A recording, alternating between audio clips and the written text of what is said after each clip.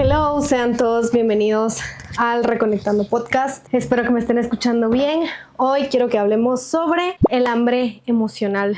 ¿Qué pasa con el hambre emocional? Entonces, eso es lo que vamos a estar hablando el día de hoy. Bueno, primero que nada, ¿quién aquí no ha comido de forma emocional ocasionalmente? Creo que somos varias personas. Yo realmente pensé que esto era un problema o una forma de algo que iba a poder o no interferir en mi vida. Cuando yo empecé con los atracones me confundía mucho porque yo pasaba mucho tiempo sola. Y estar mucho tiempo sola a veces cuando estás o tenés una mente muy rumiante o tenés pensamientos muy constantes que le puede pasar a personas con autismo, TDAH, depresión o ansiedad, es bien difícil porque verdaderamente uno como que no quiere pensar tanto, más sin embargo tiene que pensar, ¿sí? O sea, como que constantemente la mente está de aquí para allá pensando. Y entonces yo tenía muchos atracones emocionales, por así decirlo. O sea, yo no era que me estuviera restringiendo la comida, más sin embargo sí estaban presentes los atracones constantemente. Y después pasé un periodo en el que ya no tenía atracones, pero sin embargo, por ejemplo, si terminaba de comer y yo sabía que ya no tenía hambre, recurría a chocolates, recurría a galletas, recurría como que a este tipo de cuestiones. No era que me fascinara la idea, más sin embargo, como que no lo podía evitar, no lo podía detener.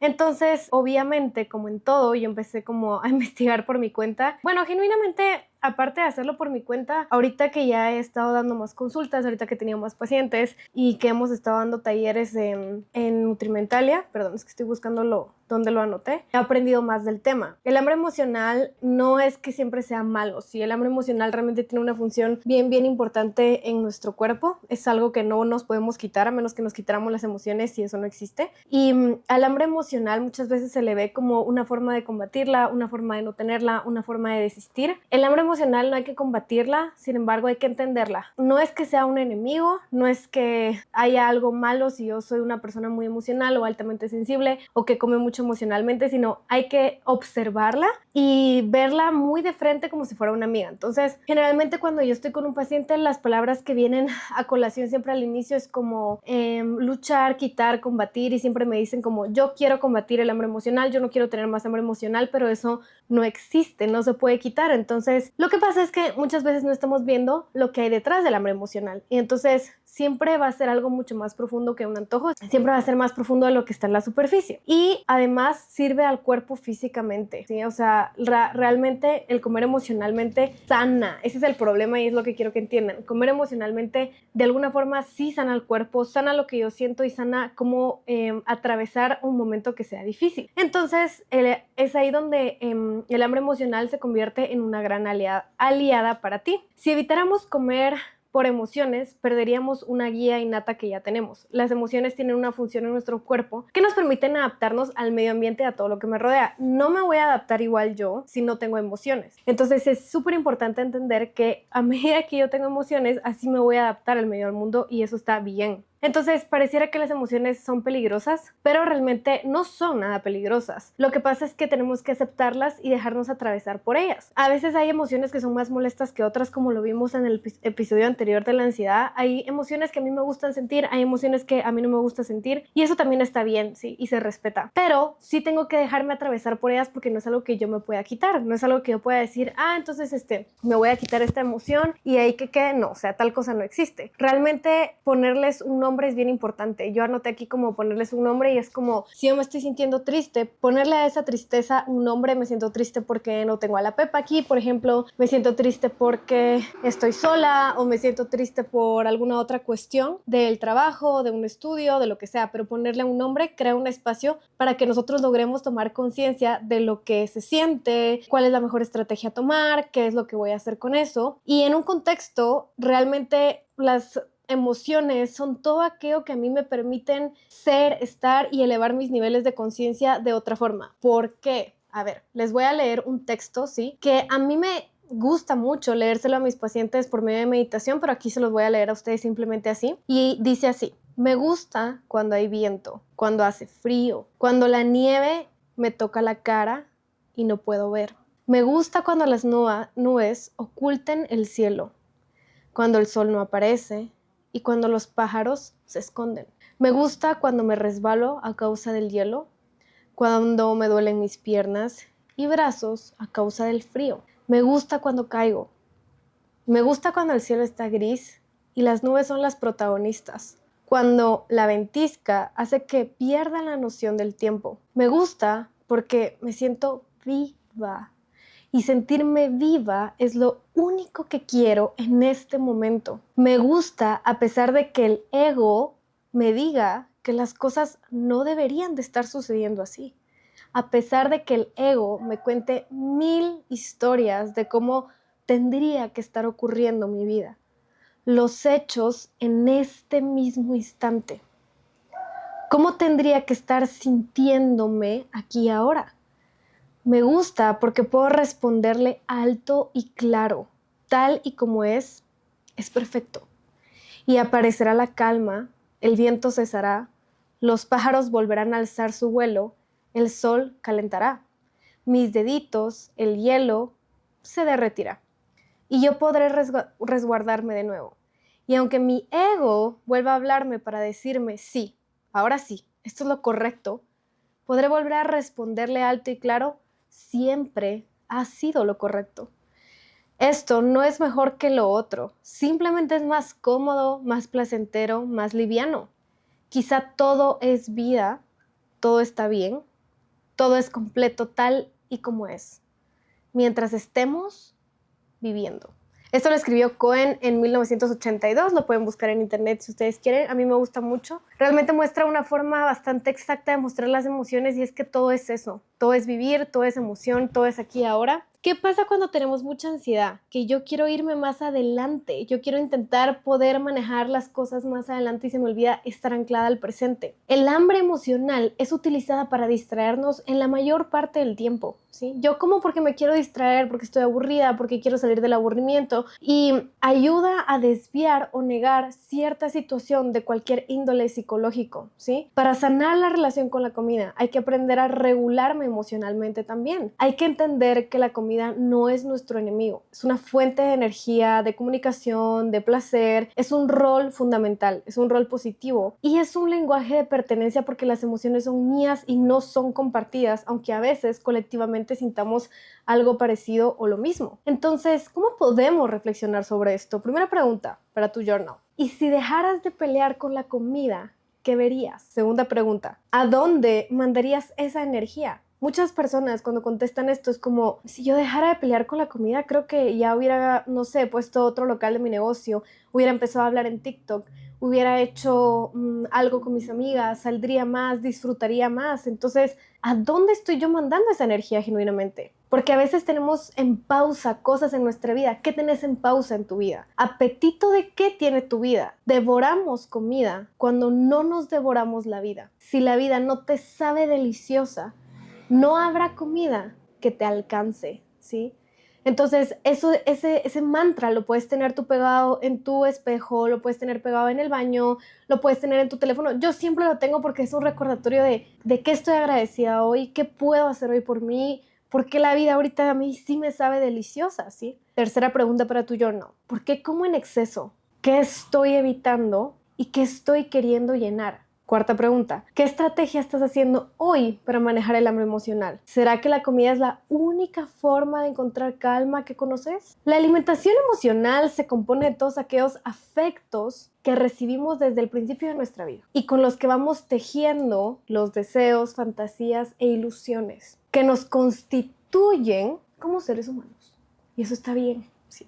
Esa frase también la escribió Isabel Méndez y aquí algo bien en claro para que tú lo tengas en mente. Estas son las características del comer emocional para diferenciarlo del ansioso y diferenciarlo del compulsivo y diferenciarlo de un atracón, ¿ok? Entonces, las características del hambre emocional son que utilizan a la comida para experimentar emociones o atravesar emociones desagradables o aliviarlas. Su origen es totalmente emocional, puedo ser consciente de todos mis estados emocionales. Saborea los alimentos y hay presencia. Puedes escoger los alimentos con calma, o sea, es un gusto específico. Tu mente está tranquila, lo que le permite que el alimento te guste. Si existe sensación de plenitud, o sea, si está presente la plenitud y la saciedad después de ingerir los alimentos. Por lo general, puedo parar si yo lo quiero. Si yo me estoy comiendo un pastel emocional, porque eso fue lo que decidí, unos nachos, unos taquis, puedo parar si yo así lo quiero. No hay fórmulas concretas ni siempre se repite el mismo patrón. O sea, el comer emocional no es que yo elija, por ejemplo, un chocolate y siempre recurra a ese chocolate, sino van a ser diferentes cosas, no es un patrón, no es que pase siempre los miércoles o no es que siempre pase los jueves, y es como ese vaivén por ahí. No tengo que combatirla, ¿sí? Más bien se trata de una aliada, ¿sí? Antes vas a pensar que el hambre emocional sí se puede combatir, pero en este podcast te va a quedar muy claro que es una aliada que te va a hacer a ti más funcional y que podemos empezar a trabajar en eso. Y posterior a eso, a veces, pero no siempre, hay una experimentación de culpa, frustración, enfado o arrepentimiento. Sanar la relación con nuestra hambre emocional es uno de los factores claves para mejorar hábitos alimentarios. Si no tenemos una relación sana con nuestra hambre emocional, esto puede desencadenar en el comer compulsivo, ¿sí? Entonces, comprender nuestra hambre emocional se convierte en un canal para poder comprender nuestros estados emocionales y conectar con nuestras señales internas, ¿sí? Estas fueron las características del comer emocional. Ahora, ¿cuáles son las características del comer compulsivo? Es una sensación de hambre incontrolable, ¿sí? O una necesidad imperiosa de comer. Un deseo de devorar, ¿sí? O sea, de comer bastante rápido, de que me lo tengo que comer ahorita. E implica una restricción alimentaria, ¿sí? Porque es un desajuste en el intestino físico.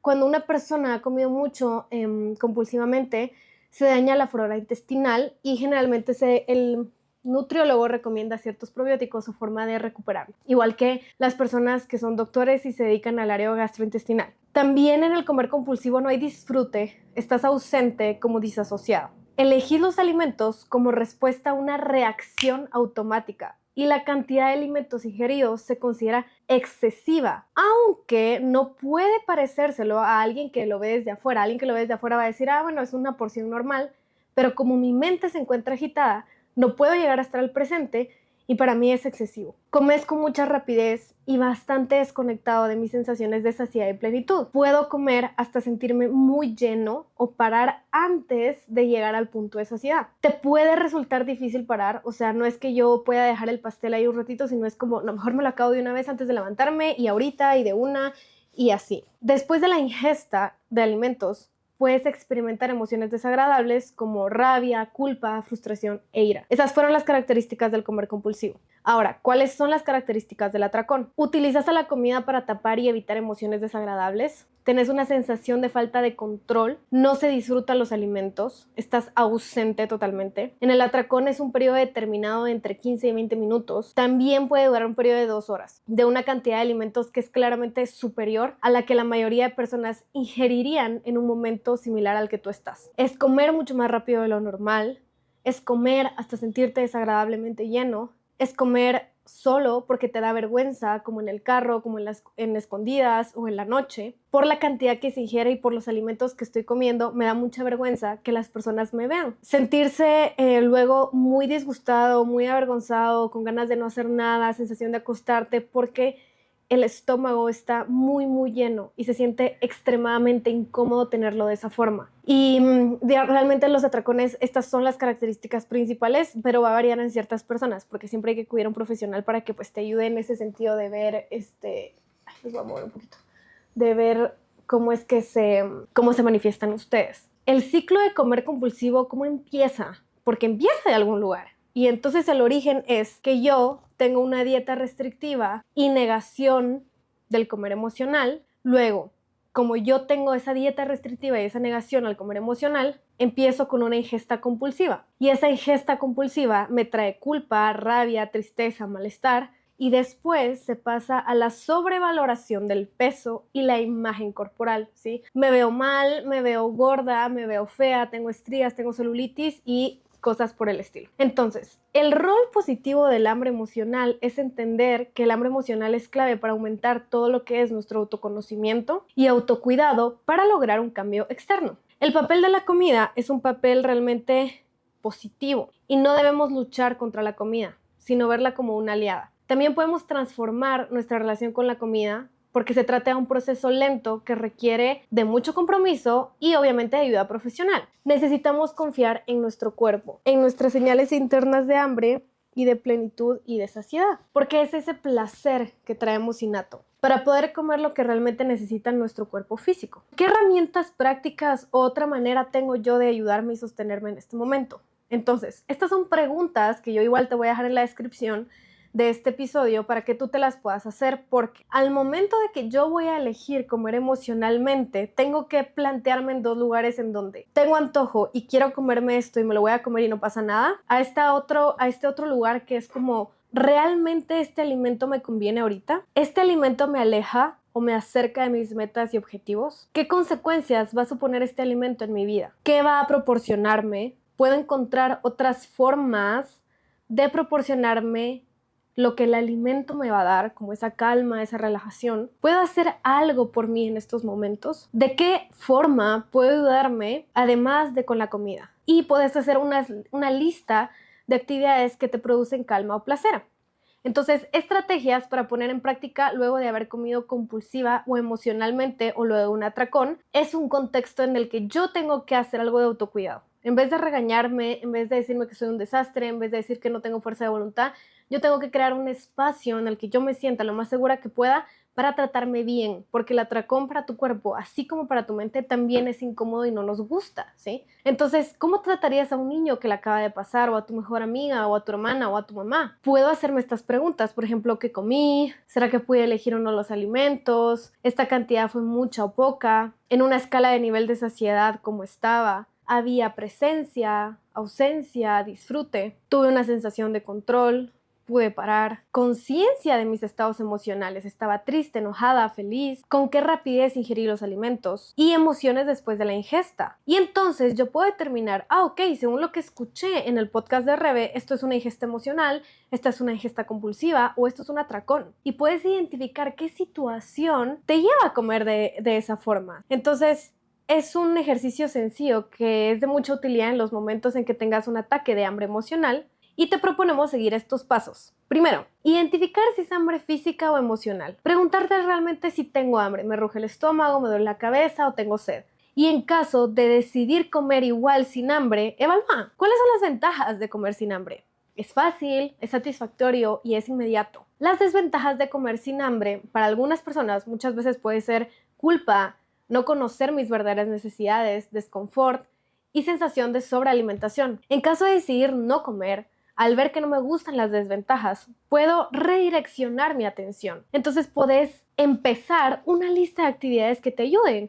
Yo ahorita tengo una coneja, Bailey, que no sé dónde está, yo se las quería enseñar, pero no me peló, no me hizo caso. No sé, arreglar mi closet, salir, caminar, llamar a una amiga. Estudios muestran que los dietantes o personas que probaron al menos una dieta o varias aumentan el riesgo de afrontar con comida todas sus emociones. El hecho cierto es que la comida nos distrae y produce una sensación de bienestar breve y fugaz, un efecto pasajero luego de un rato, ¿sí? Entonces, porque yo puedo decidir ahorita comer por emoción, pero al rato me voy a sentir igual mal, ¿sí? No es lo que pretendo realmente. Pero entonces, Rebe, ¿cuáles son las diferencias del hambre emocional y el hambre física? A ver, en el hambre emocional comienza repentinamente. Cuando estás comiendo es para mitigar un sentimiento, no importa si estás lleno o vacío, cualquier alimento, ¿sí? El hambre emocional necesita ser satisfecha inmediatamente con el alimento que deseas. Aun cuando estás lleno, estás comiendo para satisfacer una necesidad emocional, y el comer emocional incluye siempre una sensación de culpa. Ahora, físicamente ocurre gradualmente.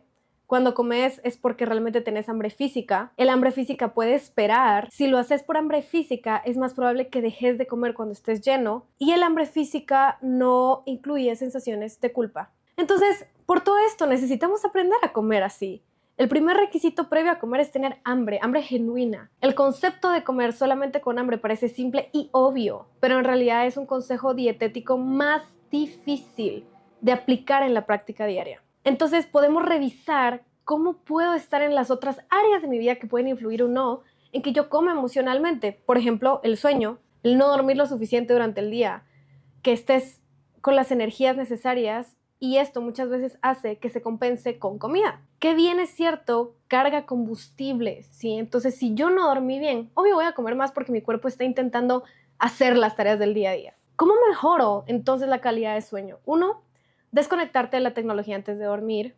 2, arma una rutina antes de dormir con respecto al horario de todas las noches. 3, el ejercicio mejora la calidad de sueño, o sea, caminar, yoga, pilates. 4, evitar cualquier bebida de cafeína después del mediodía, ya que esta permanece en el organismo por 10 horas. Entonces, ¿qué cambios podrías hacer para mejorar la calidad de sueño? En primer lugar, de ahí también está el balance de vida.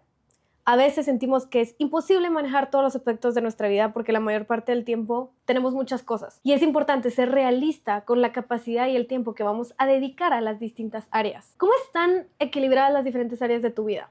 ¿Cómo está tu trabajo, tu estudio, tu tiempo libre, tu movimiento, tus relaciones? ¿Cuáles crees que pueden estar desequilibradas? ¿Qué podrías hacer para disminuir el tiempo y dedicación para darte más tiempo a ti y atenderte? Entonces, cuando comemos con frecuencia adecuada, evitaremos llegar a acumular hambre la mayoría de veces. Entonces, también, ¿cuántas veces yo estoy comiendo? Porque para el cerebro hay privación si yo paso mucho tiempo sin comer. Estás comiendo 4 comidas diarias al menos. Todas tus comidas tienen proteínas, grasas y carbohidratos. Disfrute. ¿Y qué actividad física puedo estar poniendo en práctica? ¿Cómo caminar? Algo tan sencillo. Yo no soy aquí una loca del fitness que les va a decir que hagan lo que yo hago, que es como entrenar pesas y así. A mí me gusta eso, pero si en algún momento no me gustara, yo lo dejo y camino. Y el estrés. El estrés sí es como agotador.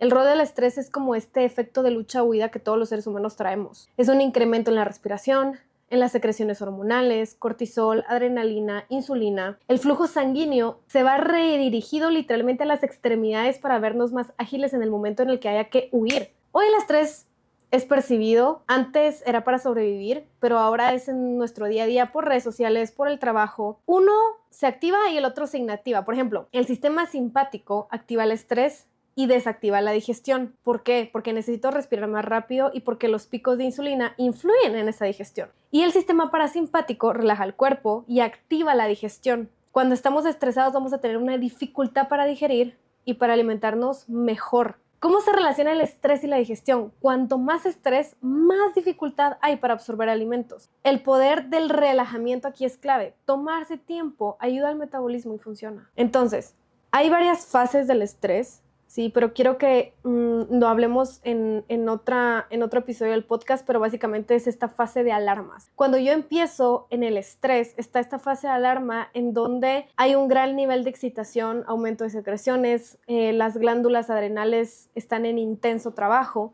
y se percibe el peligro y empieza el efecto huida. No estamos diseñados para esta reacción a largo plazo, ¿sí? No estamos diseñados para una reacción de estas a largo plazo. Sí afecta el sistema inmunológico en la ansiedad. Entonces, ¿qué pasa con el estrés continuo? Hay una fase de resistencia y esa fase de resistencia es esta fase en donde estoy irritada, enojada, y la fase de agotamiento es cuando ya el estrés es constantemente y ya bajan mis sistemas inmunológicos, empiezo a tener más ansiedad, me empiezo a enfermar más fácil. Diversos aspectos en nuestra vida son causantes de estrés y este tiene un impacto enorme en la forma de comer. Así que tú tienes que identificar cuáles son tus fuentes de estrés y cuáles son las alternativas que mejor te ayudan a manejar el estrés. ¿Cómo sería entonces la manera adecuada de enfrentarme al comer sin tener hambre real? Si estás a punto de comer y logras darte cuenta que no estás con hambre verdadera, sino que estás queriendo hacerlo para mitigar alguna emoción, lo mejor es esperar 20 minutos y ver cómo esta sensación va cambiando. ¿Qué hacer en ese periodo? Bueno, sin duda una actividad que te ayude a desviar la atención. Se podría tener una lista con alternativas, ¿sí? También, si es de nuestro agrado, podemos tomar un contacto con animales, llamar a un amigo, buscar actividades que generen placer, como dije anteriormente. Una actividad que realmente relaja nuestras emociones y que está muy subestimada hoy en día, o sea, además esto lo puedes agregar a tu vida, es pedir abrazos. Cuando yo pido abrazos me relajo. Y la gente lo subestima mucho. Yo sé que si estás solo, quizás esto es difícil. Yo ahorita, por ejemplo, estoy sola y no le puedo pedir un abrazo a nadie, pero si salgo después, lo que puedo hacer es sí pedir un abrazo. Jugar con mi mascota, escuchar música, mirar el atardecer, comprarte flores, darte un masaje, algún tipo de meditación. Tenemos una meditación para la ansiedad aquí en este canal. Pintar mandalas, leer un libro, entretenerte con un sudoku. Aquí es de usar mucho la imaginación realmente. Porque es situarte en un lugar donde crees que te puedes transmitir calma absoluta. Puede ser la playa, encima de un cerdo, una terraza, no sé, lo que tú querrás, ¿sí? Y puedes empezar a describir si tenés tensión o relajación, porque eso es construir músculos emocionales. En el caso de sentir la necesidad imperiosa de comer sin hambre de verdad, obviamente la idea es disfrutarlo, saborearlo. No pasa nada si estás comiendo emocionalmente ahorita. No tenés que juzgar tu comportamiento. tener paciencia con el proceso. Para que nuestro comportamiento pues se instale, toma tiempo y eso está bien. Si terminas comiendo hasta el punto de sentir incomodidad, tú tenés que empezar a ser más gentil, ¿sí? Y paciente contigo. Así como las emociones disminuyen, la incomodidad también va a pasar. Volvé a comer después, cuando ya tengas hambre, honra el hambre y come lo que necesitas, ¿sí? Esta vez trata de respetar tu nivel de confort y no de incomodidad y no pasa nada. En la medida que pongas en práctica esto, tus músculos emocionales van a crecer y vas a ser capaz de afrontar sentimientos, cualquiera que sea, por más tiempo, sin comida, poco a poco. Y luego de ese tiempo, el acto de comer sin hambre va a ir disminuyendo poco a poco hasta que tú notas que realmente desaparece. A partir de ahora, cada vez que comas emocionalmente sin hambre real, es una oportunidad para detenerte, escuchar la voz interior que te está tratando de avisar que hay una emoción que necesita ser atendida. Con la práctica de algunas de las herramientas aprendidas hoy, te va a ser cada vez más fácil identificar y examinar tus disparadores y tus emociones ligadas con la comida. Con el tiempo vas a descubrir que tener el control sobre la comida va a ocupar un lugar que corresponde, que solo es cuando tengo hambre, nutrirte y generar placer y that's it. Si todo esto resonó contigo, hay un ebook gratis en la página web de Los Atracones. Pero si querés que yo escribí para mis pacientes del comer emocional, me tenés que mandar un screenshot de que escuchaste el podcast, comentar un panqueque en mi último post, mandarme el screen de que estás escuchando el podcast y entonces así yo te puedo hacer llegar esto directamente a ti, ¿ok? Ya sabes que si lo haces, me encantaría entonces que me etiquetaras, pero si no, un mensaje en Instagram está bien y que en mi último post me dejaras un panquequito para que yo te comparta este módulo en específico con mucho amor para todas ustedes. Muchos besitos y patitas aplastadoras de Bailey. ¡Chao!